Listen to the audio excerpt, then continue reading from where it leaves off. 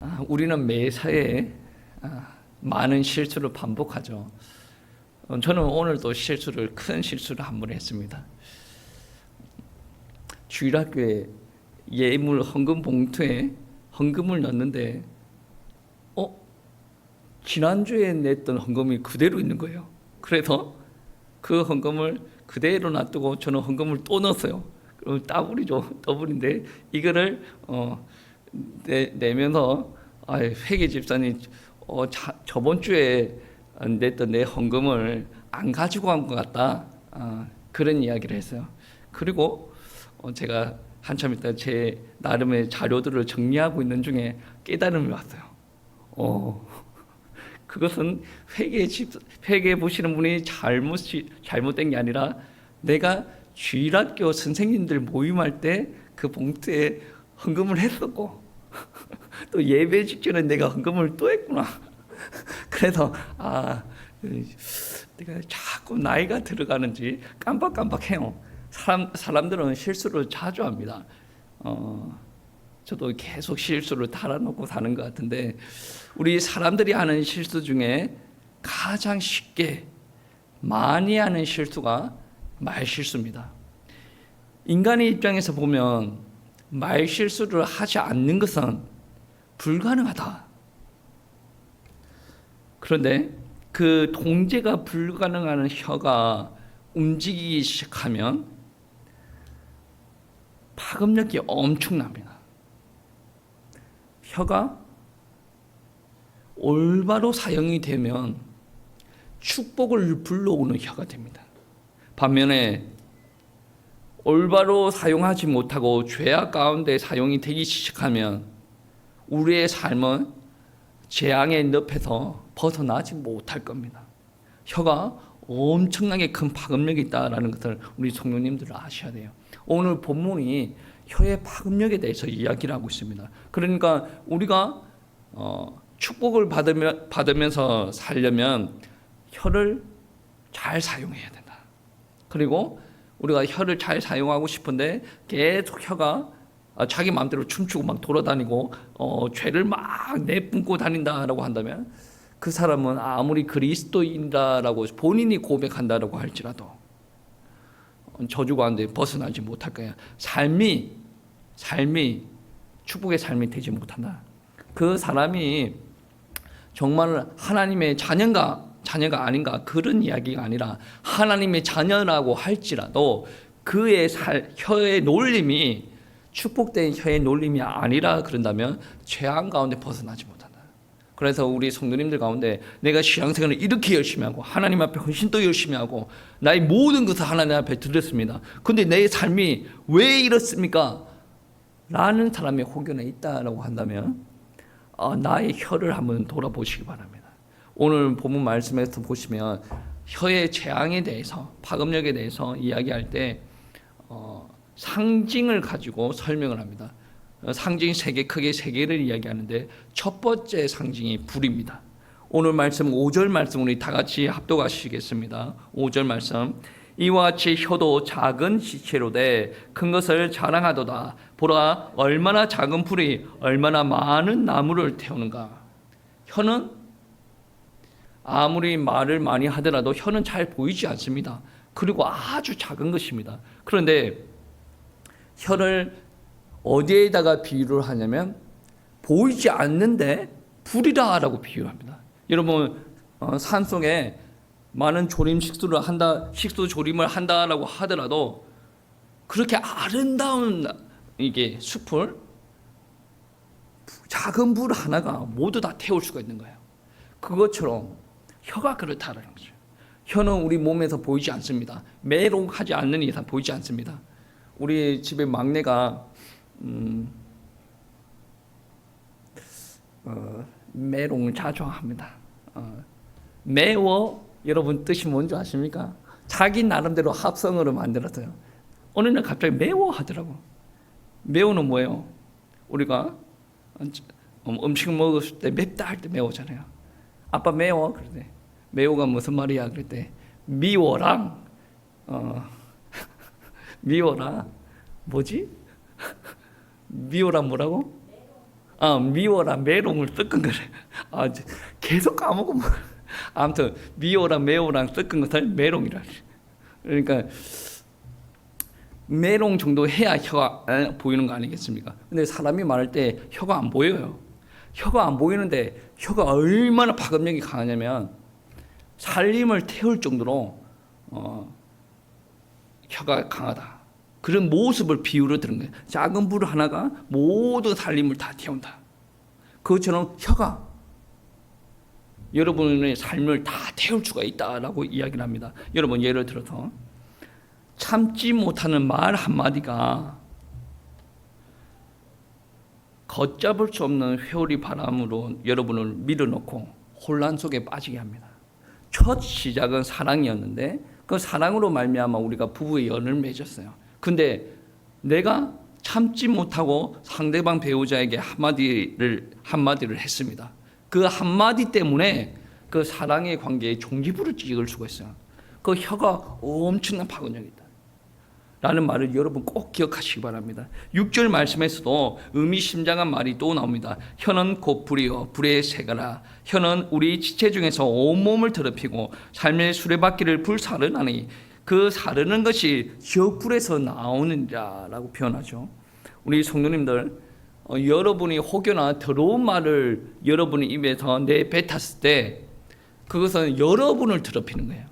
만약에 여러분 이웃들 교회 안에 지체 사랑스러운 지체들한테 험한 말을 안 좋은 말을 나의 감정을 실어서 그런 말을 내뱉는다라고 한다면 여러분이 더러워지는 거예요.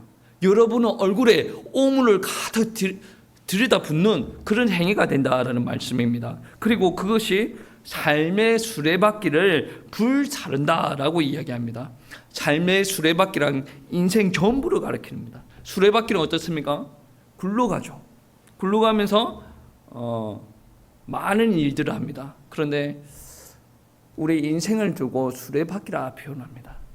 태어나고 죽는 그것까지 수레바퀴. 삶이 계속 변화하면서 굴러가는 것을 삶의 수레바퀴라고 이야기를 하는데 우리 혀에서 나오는 말이 불과 같아서 잘못된 말이 나와서 수레바퀴에 불만 붙으면 그 수레바퀴는 폭삭 주저앉게 된다는 거죠. 근데 인생 처음부터 마지막까지 입에서 나오는 불 한 개 때문에 인생을 전부 다 망하게 된다라는 말씀입니다. 그 말씀을 오늘 6절 말씀만 보시면 지옥의 불이다. 지옥에서 나오는 불이다라고 합니다. 여러분 입에서 나오는 안 좋은 말들이 어디에서 나오는 불? 지옥에서 올라오는 불이다. 그 지옥에서 올라오는 불은 악인들의 삶을 다 불태우고 심판하게 만든다. 우리가 악인은 아닐 것 같은데 그리스도인이라고 할지라도 우리 입에서 나오는 말이 불처럼 다가와서 우리가 악한 말을 하는 거기 때문에 그 순간에 우리가 악인 아닙니까? 그러니까 여러분 삶을 자꾸 불태운다. 여러분이 회복되려면 이 악한 말을 안 해야 돼요. 맞는 말인 것 같아도 안 해야 돼요. 세우는 말, 축복하는 말, 사랑하는 말, 위로하는 말. 여러분이 뭐가 하는데 자꾸 여러분이 하나님의 말씀을 덧입어서 여러분 악한 말을 이렇게 내뱉습니까? 여러분의 삶이 회복이 안 된다 그런다면 여러분은 혀를 한번 뒤돌아 보시기 바랍니다.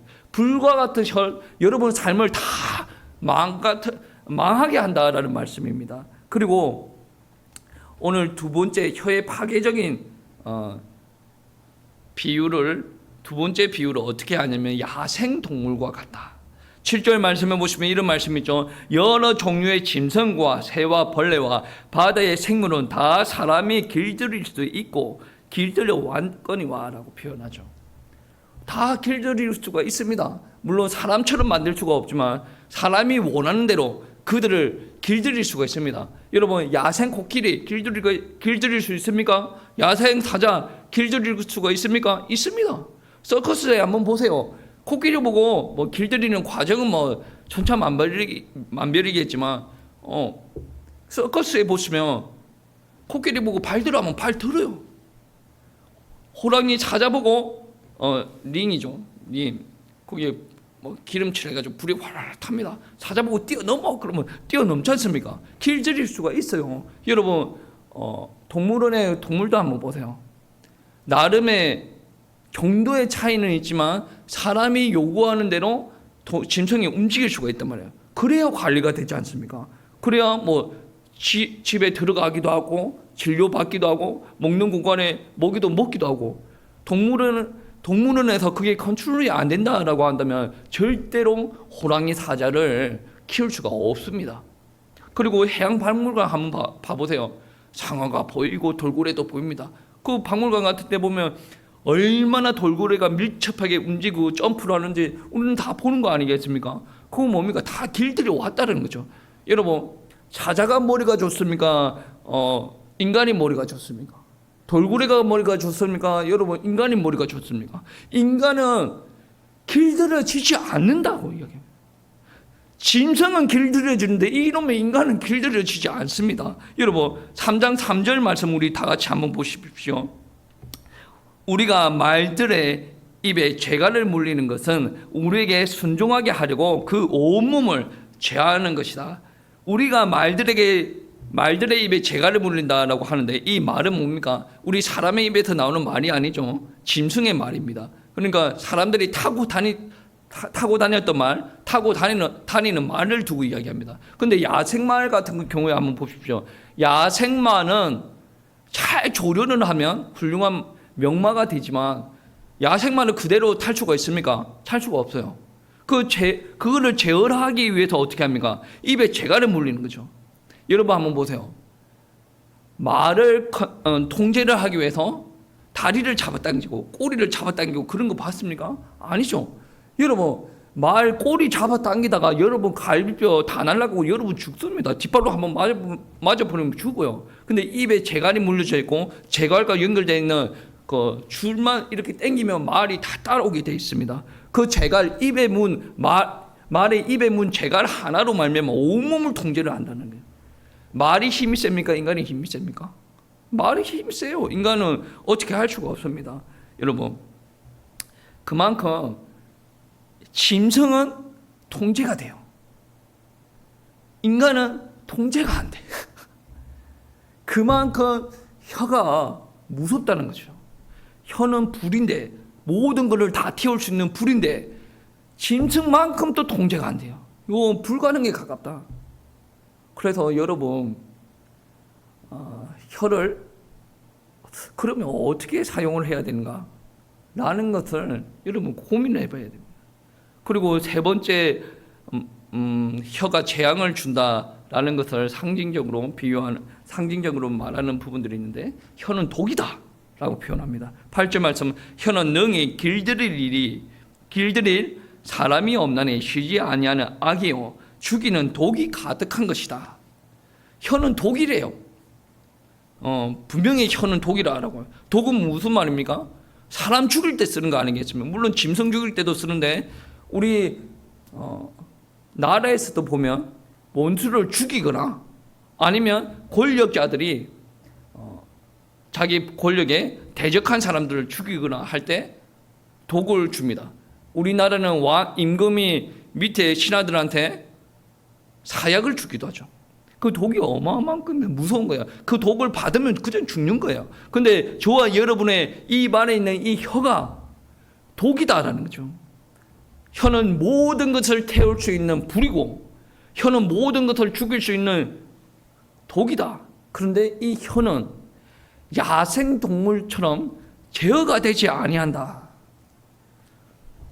이런 혀를 마음대로 돌아갈 수 있도록 내버려 두는 것은 아무리 그리스도인이라고 하더라도 축복의 삶을 누리지 못하게 하는 것입니다. 그러면 우리가 축복의 삶을 누리려면 이 혀를 어떻게 해야 됩니까? 그리고 축복의 삶, 혀를 잘 사용을 하면 우리에게 어떤 축복이 오는가? 라는 질문을 가지고 살아야 돼요. 그냥 목사님이 우리들 말 함부로 하지 말래. 말 함부로 안 하는 게 맞죠. 근데 오늘 첫 번째 부분에는 혀가 얼마나 파급력이 있고 사람을 죽이고 여러분 삶을 태우는가에 대해서 이야기한 거고, 두 번째 부분에서는 혀를 잘 사용하면 여러분 정말 큰 축복 안에 들어간다라는 것을 지금 이야기할 겁니다. 3장 2절 말씀해 보시면 이런 말씀이 있습니다. 다 같이 보겠습니다. 우리가 다 실수가 많으니 만일 말에 실수가 없는 자라면 곧 온전한 사람이라 능히 온몸도 굴레에 씌우느니라. 여기 말에 실수가 없다라는 것은 우리 혀에서 나오는 말을 두고 이야기하는 거예요. 그러니까 언어를 잘 다스리는 사람들은 온몸을 다스리는 것이다. 그리고 언어 다스림이 곧 나를 통제하는 것이다 라고 이야기를 합니다. 그리고 혀를 잘 통제하는 사람들은 온전한 사람이다. 오늘 본문 말씀에 그렇게 이야기를 하는데, 이 온전한 사람을 다르게 이야기하면 성숙한 사람이다. 성숙한 사람은 말을 함부로 하지 않는다. 절제된 언어 생활을 한다라고 이야기를 합니다. 그러니까 언어 통제를 잘 이야기를 하는데, 오늘 본문 말씀은 특별히 지도자들을 초점을 두고 이야기를 합니다. 여러분은 여러분의 삶의 현장에서 지도자입니까? 지도자이지 않습니까? 부모가 가정에서 지도자죠. 장로, 권사, 안수 집사 이런 사람들도 교회에서 지도자고, 목사도 지도자고, 여러분 주일학교 선생님도 지도자 아니겠습니까? 왜 혀를 이야기하는데 그들의 지도자를 이야기하느냐 하면, 혀를 통해서 말이 나오고 그 언어를 통해서 인도하기도 하고 가르치기도 하고 설교하기도 한다라는 것이죠. 그러니까 오늘 본문이 시작되는 첫 구절을 보시면, 내 형제들아 너희는 성생된 우리가 더 큰 심판을 받을 줄 알고 선생이 많이 되지 말라. 여러분에게 허용된 권한이 정말 복된 거예요. 내가 교회 안에서 가르치고 인도하는 것은 정말 복된 거예요. 가정에서 우리 자녀를 양육시킨다라는 것은 정말 복된 거예요. 그런데 내가 혀를 잘못 놀려가지고 가정이 불행하게 간다. 내가 혀를 잘못 놀려가지고 교회가 상처를 받고 교회가 하나님께서 원하시는 방향대로 가는 것을 더 더디하다라고 한다면 정말 두려운 마음으로 혀를 가지고 사역을 해야 된다라는 말씀입니다. 여러분, 지도자들이 말 실수를 하기 시작하면 그의 지도력은 사라지기 시작합니다. 목사님들이 실수하는 것은 무엇이냐면, 자기가 말 실수를 계속 해놓고 나의 권위는 하나님께서 주시는 것인데 너희가 나의 권위를 인정하지 않느냐, 따라라, 말도 안 되는 소리를 하고 앉아있어요. 권위는 하나님으로부터 나오는 게 맞아요. 하나님의 말씀으로부터 나오는 게 맞아요. 근데 목사가 하나님의 말씀을 이야기하지 않아요. 자기 화에 못 이겨서 막 이야기를 합니다. 자기 생각이죠. 근데 그런 가르침을 줄 때 그게 성경 말씀에 근거한 말씀인가 라고 점검을 해야 되고, 그 말씀을 할 때 성경 말씀의 근거를 우리 성도님들한테 제시를 해야 되는데, 자기가 하고 싶은 말을 다 한다라는 것은 그 사람은 앞으로 지도력이 없어요. 말을 하더라도 영양가가 없습니다. 왜 그런 줄 아십니까? 혀를 함부로 놀렸기 때문에 이제 그 사람의 혀에 어떠한 사람도 감동을 받지 않아요. 이렇게 가자라고 이야기했을 때 그러려니 하고 듣겠지만 움직이지 않습니다. 왜 그런 줄 아십니까? 말 실수가 너무 많기 때문에 지도력을 상실했다라는 거죠. 여러분, 어느 생활을 할 때 혀를 잘 통제를 하고 내 혀로 말미암아 향기로운 냄새가 난다라고 한다면 그 사람은 이제 성숙한 지도자가 될 수가 있다. 그러니까 혀를 잘 통제를 하고 성숙한 사람이 되어지면 하나님 앞에도 인정받는 지도자, 사람들한테도 인정받는 지도자, 하나님의 영향력을 뿜어내는 지도자가 될 수가 있다. 여러분, 평신도도 그런 거를 잘해야 되지만 본인이 생각할 때 나는 지도자라는 생각이 있으면 혀 관리를 엄청나게 잘하시길 바랍니다. 그리고 두 번째 축복은 찬송의 권능을 누리는 것이다. 9절 말씀에 보시면 이런 말씀이 있습니다. 이것으로 우리가 주 아버지를 찬송하고 또 이것으로 하나님의 형상대로 지음을 받은 사람을 저주하나니. 방금 내 입을 가지고 하나님을 찬송을 했어요. 그런데 예배 다 마치고 나서 우리가 밥 먹을 때 입을 열어요. 입을 열 때 옆에 사람들을 저주하고 우리 지체들을 저주하고 그러면 되지 않고 뭐 그러면 아무튼 죽음의 단어를 막 내뱉는다라고 이야기를 한다면 그 사람은 찬송의 권능이 그의 삶에 회복되지가 않을 겁니다. 찬송의 권능이 뭐가 있습니까? 내가 하나님 앞에 찬송을 할 때 하나님의 무한한 능력이 회복됩니다. 그리고 성령 충만함이 회복되고 그 찬송의 가사로 말미암아 하나님께서 내 찬송으로 말미암아 하나님께서 기뻐하시고 영광 받으신다는 거죠. 성령 충만함으로 말미암아 내 신앙의 고백으로 말미암아 흑암의 권세가 무너지는 일들이 벌어졌죠. 내 감정 안에 내 안에서 감사와 기쁨이 회복됩니다. 그런데 그렇게 하나님을 찬송을 했어요. 근데 밥 먹으러 가가지고 국이 이게 뭐고 누가 이거 했노? 누가 이 라면에 있다고 끓였노? 막 이런 이야기를 하지 않습니까? 그러면 여러분이 이렇게 예배드리고 하나님 앞에 경배에 올려드린 게 큰 의미가 없다는 거죠. 권세가 회복이 되지 않아요. 여러분 입으로 말미암아 이러면 돼? 물론 그런 말도 해야 되죠. 정상적이지 않을 때. 그런데 여러분 입에서 자꾸 부정적인 단어가 나온다. 그러면 여러분 허벅지를 팍 치세요. 이게 나의 권세를 말아먹는 것이다. 나의 권능을 말아먹는 것이다. 하나님의 축복이 이미 왔는데 이 입이 하나님의 권세, 하나님의 축복을 다 없애게 하는 것이다. 여러분 입 조심하세요. 내가 이렇게 잘 믿는데 왜 축복이 회복되지 않습니까? 입 조심하세요. 입 조심하셔야 돼요. 주 아버지를 찬송하고 또 이것으로 하나님의 형상으로 지음받은 사람을 저주하나니, 저주한다라고 한다면 하나님께서 주신 찬송의 권능이 회복되지 않습니다.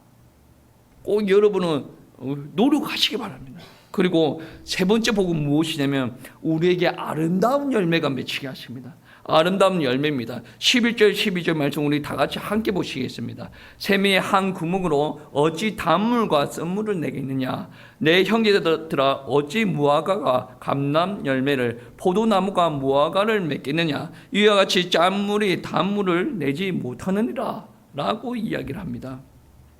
무화과 나무는 감람나무의 열매를 맺을 수가 없죠.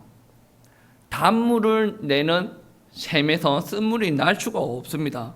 그러니까 우리가 지금부터 언어를 바꾸려고 한다면 언어만 바꿔서 우리 언어 생활이 바뀌지 않습니다. 우리가 선한 사람이 되어야 선한 말이 나오는 거예요. 우리가 의로운 사람이 되어야 의로운 말이 나오는 거예요. 우리 사랑이 많아야 사랑이 많이 나오는 거예요. 내 인격 자체가 하나님의 은혜로 말미암아 세우는 그 은혜를 받았으면 이 입에서 세우는 말이 자꾸 나오는 거예요. 나의 불평, 나의 지적사항이 나오는 게 아니라 여러분 지혜롭게 변해야 되지 않습니까? 결론적으로 우리는 이렇게 성장을 해야 된다. 근데 이와 완전히 반대되는 삶을 살고 있는 지체가 있다. 막 왜 못해 하면 이 사람이 이까지 온전히 갈 수가 있겠습니까? 어떨 때는 지혜가 필요한 거예요. 인내도 필요한 거고 우리의 기도도 필요한 거예요. 내가 볼 때는 하나님의 말씀이 이거를 이야기하고 있는데 너는 왜 못해? 라는 말이 때에 따라서는 사람을 죽일 수 있다라는 것을 알아야 돼요. 혀는 독이고 혀는 불이고 혀는 통제가 불가능해요. 그런 말을 하려면 성경책을 가지고 와서 한번 읽어봐라. 그게 더 효과적이에요. 여러분이 감정을 실어서 이야기해야 될 문제는 아니다라는 말씀입니다. 그래서 우리가 거룩한 사람이 되어지면 좋은 열매가 맺는다라고 합니다.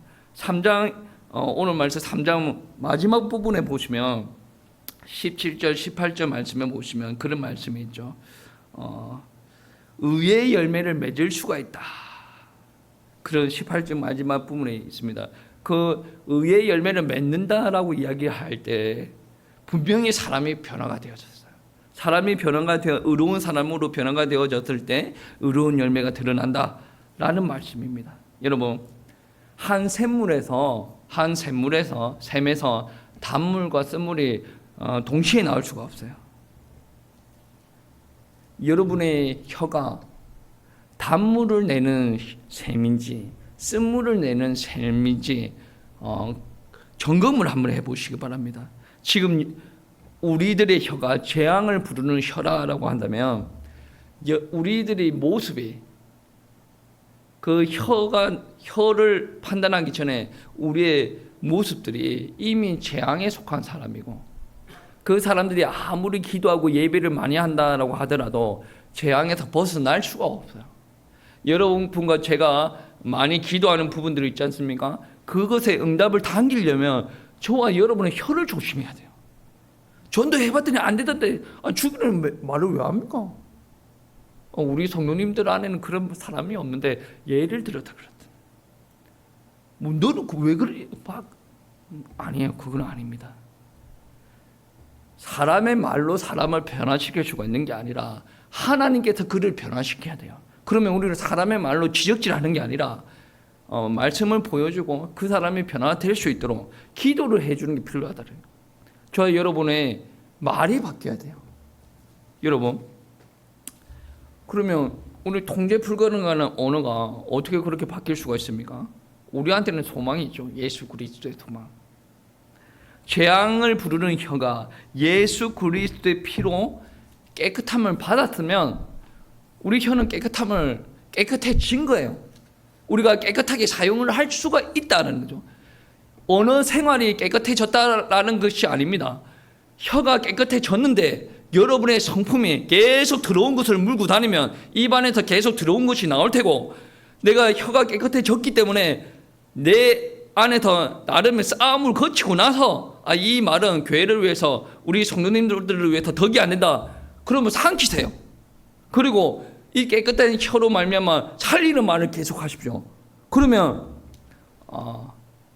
여러분의 언어 생활이 거룩해질 수가 있어요. 여러분의 삶이 축복으로 가득 찰 수가 있다라는 거죠. 나는 뭐 누가 도움도 안 주고 우리 교회가 이래서 뭐 나는 삶의 현장이 그래서 아니에요. 여러분의 삶은 여러분이 만드는 거예요. 하나님께서 이미 축복을 주셨는데 여러분의 더러운 기질 가지고 입으로 죄를 범하고 다닌지라 이미 임한 축복이 여러분의 현장 가운데 활성화가 되지 않은 거예요. 정말로 하나님의 능력으로 말미암아 여러분이 축복 가운데 임하려면 여러분이 입단속을 하셔야 된다라는 말씀입니다. 사도 바울도 에베소서 4장 24절에 어떻게 이야기하냐면 하나님을 따라 의와 진리의 거룩함으로 지으심을 받은 새 사람을 입으라. 사람이 새롭게 되어라 라는 거죠. 새로운 사람이 되지 않으면 삶이 바뀌지 않는다는 거예요. 여러분이 새로운 사람이 되지 않으면, 그리고 성령으로 거듭나지 않으면 입에서 거룩한 말이 나올 수가 없다라는 거죠. 언어 생활이 바뀌려면 사람부터 바뀌어야 돼요.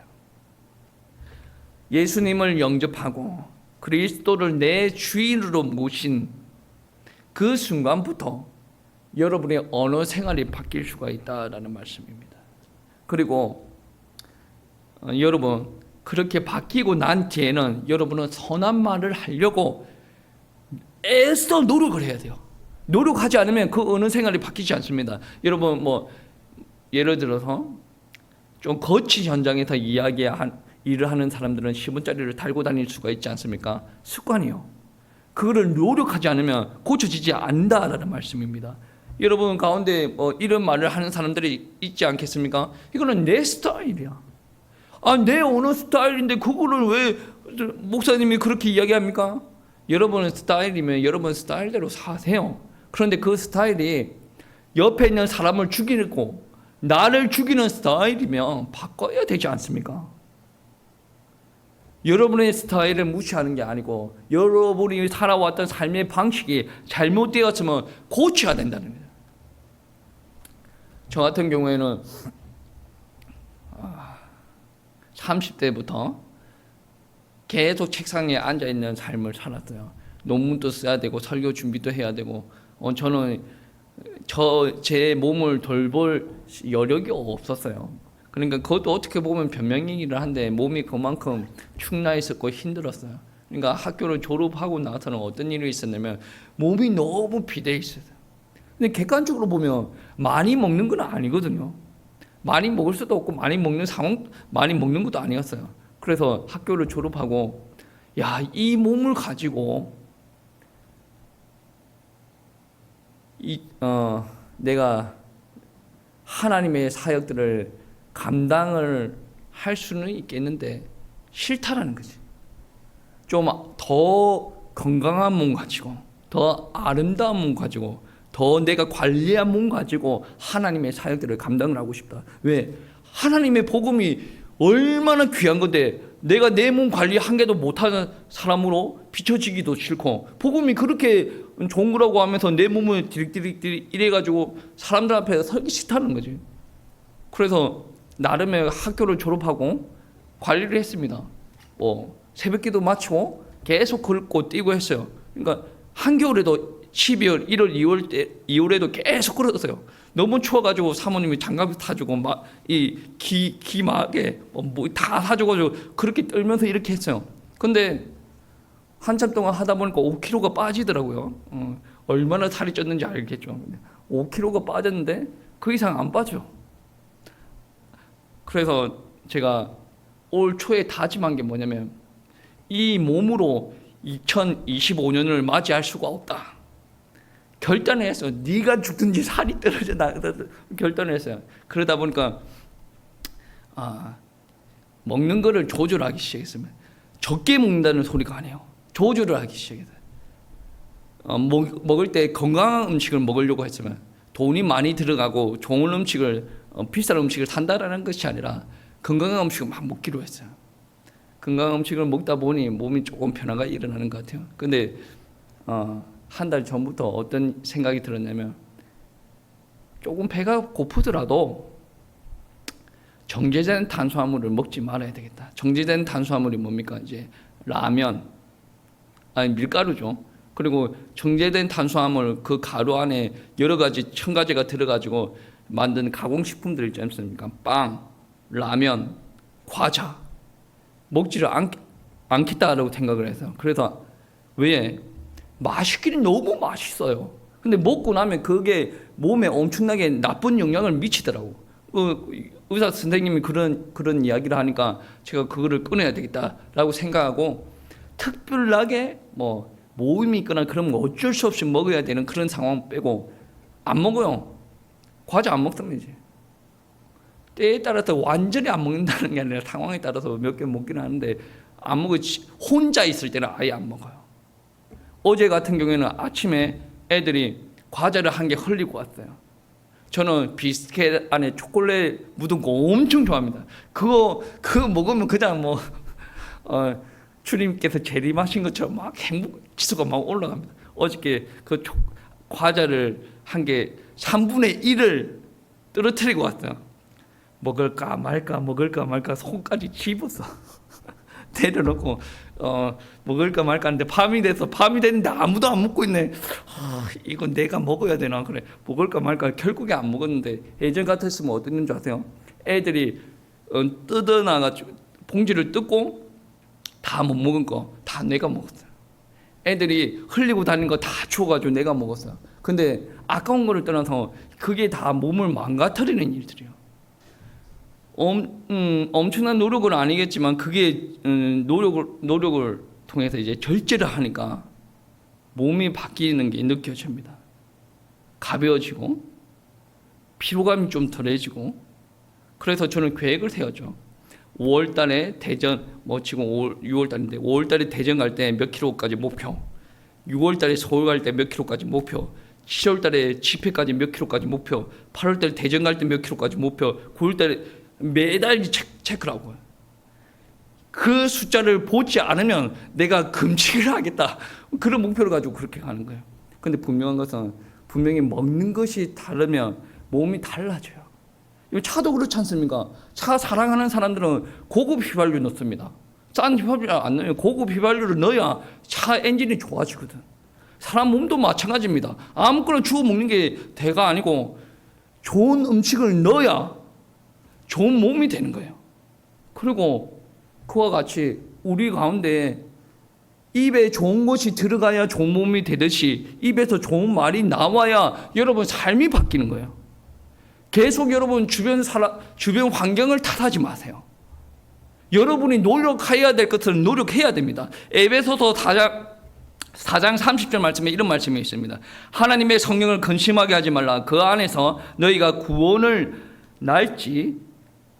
구원의 날까지 인치심을 받았느니라 라고 이야기합니다. 여러분의 입에서 더러운 말이 나오거나 남을 파괴하는 말, 욕하는 말, 시기하고 질투하는 말, 중상모략하는 말이 나온다면 그것은 성령께서 근심하는 말이 되옵니다.